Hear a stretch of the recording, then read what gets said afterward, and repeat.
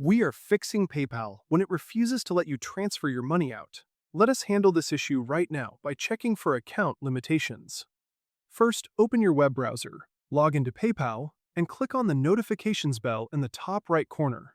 You can also scroll down and click on Resolution Center. Look for any alerts asking you to upload an ID or confirm your tax info. If you submit these documents, PayPal usually opens your transfers up within 24 to 48 hours. If that looks clear, we need to verify your linked bank or card data. Click on Wallet at the top of your screen. Look at your linked payment method and see if there is a button that says Confirm Bank or Confirm Card.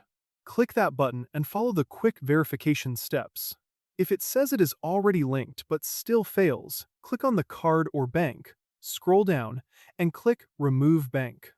Re-add the account from scratch, making sure the name on your PayPal account exactly matches the name on your bank account. Now, that goes both ways when choosing a transfer method. If you are using instant transfer, your specific debit card or bank might not support it, or PayPal might block it for security.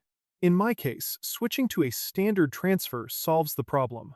Click Transfer Money, select your bank, and switch the toggle from instant to standard.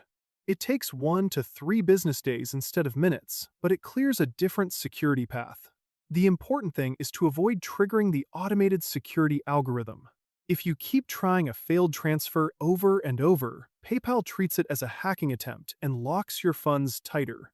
If you try twice and it fails, back out of the app, log out completely, and wait 24 hours before trying again.